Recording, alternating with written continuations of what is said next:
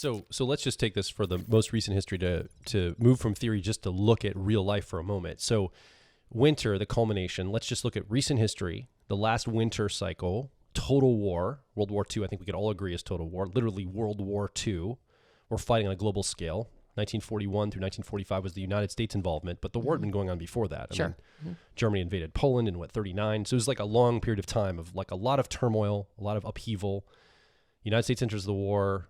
The war concludes in 1945, and winter winds down, and now spring is on the rise. At least, again, we're coming from an American-centric viewpoint here. So, but even in Europe, there was a renewal and rebirth. You had to rebuild Europe after the devastation of World War II. Mm-hmm.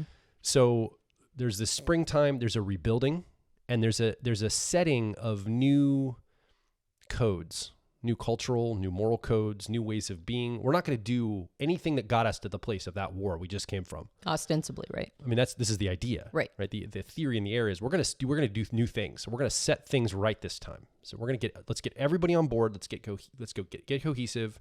We'll do an us first them, like people over there. We're going to be standing for our values. This is in the 1950s here in the United States where the Red Scare came, right? We're not communist. We're capitalist. We're American freedom loving, whatever. And anybody, like, there's no room for dissent around that. Mm-hmm. People were canceled left and right if you were even suspected to be a communist at that time. So this is that spring starting to kick, right? They're trying to establish the rules, establish the frame. But then the 1960s, late 60s and 70s come along, and that summertime of a spiritual awakening happens now. So we're seeing people that have rigid rules and this is how it's going to be. And then it's the next generation, the baby boomers are, I don't know, is this really the values? They start to navel gaze and say, is this the spiritual tone we want to have? All this structure, institution, and these set one size fits all values. Maybe there's more flexibility. And so there's this spiritual awakening in both religions and outside of religions, both a spiritual element, but also religious awakening. There's a lot of religious movements that sprang up and started to really move forward in the 60s and 70s. Yeah, I think that with a lot of religions, I think they had peak attendance and a lot of them had peak sort of new converts during that time period. And in a secular way, there were like things like the human potential movement that really got going during that time period. And so you can tell it was a time period of like personal growth became a big deal, and new ways of looking at child rearing and new ways of like feminism came on the scene, and the civil rights movement. And again, it wasn't necessarily all fun and games. I mean, it was serious business. Resets happening. But it was like, what kind of people do we really want to be as a culture? Yeah. And so it's almost like a collective introspection during that spiritual awakening time period. So that moves into the 1980s and then into the 1990s where autumn and fall starts to come on the scene. And there's a harvest. I think economically, at least here in the United States, the 1990s were a boom time. The internet was being created. There was a bunch of reaping what was sowed maybe 30 years before economically. Now, again, there's a global framework here, and I'm generally overvaluing the United States perspective. I'm not taking all world things into account clearly for the sake of this conversation. Right. But in general, there's a harvest time period. It's kind of a continuation of that reevaluation in the 60s and 70s, where a lot of things like recycling went into place. Like some of the values that were created in the 60s and 70s became codified in the 1990s and the early 2000s, like into the 2000s. Yeah, well, and I think the 80s and 90s had things like culture wars. A lot of culture wars were coming on the scene during that time period. Yeah. And the tech bubble, right? Like that now is a game changer. It starts to, just because of its existence, not necessarily because it has a will, but just because it exists, the hockey sticking of technology made it so that previous institutions were going to start unraveling. They couldn't help it because now there was just like a new way of doing things.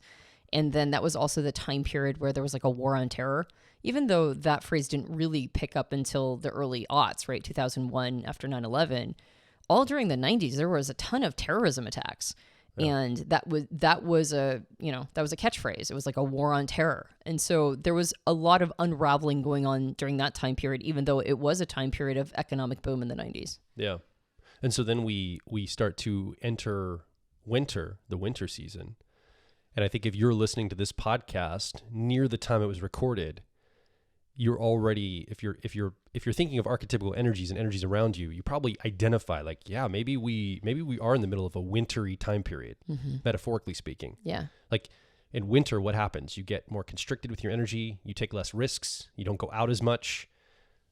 You hoard more of your resource. You're not as free with it.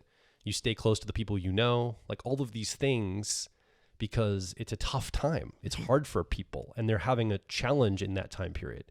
And then there's a lot of hostilities, a lot of tensions, and it's that secular crisis that's coming to reevaluate the values of society, but not through a spiritual awakening. Like, look at what's possible. It's like, this can't stand anymore. We have to destroy it and reset. Mm-hmm. And often, like we've said, it leads to total war in the past in these cycles. Yeah. Well, we're in the secular crisis right now, and you can tell. I mean, it's been going on for a while, but it's definitely reached high points. Maybe it has already reached, like it feels kind of like it peaks and then goes down a little bit and then peaks again and then goes down a little bit. But as long as we're at the tail end of winter, it's never going to go down to a point where maybe people of our age remember it being. Yeah. Like if you talk to people who are old enough to have a lot of conscious memories of culture in the 90s, this is a totally different world. Yeah. This is a completely different game we're playing.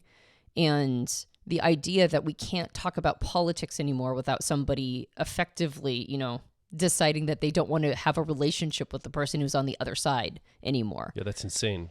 Well, from our past, like that's just nuts. Yeah, it was never like that before, but all of a sudden it feels that way, and that's what winter does. Winter makes it puts us in a time period of scarcity. It puts us in a time period of ideological scarcity.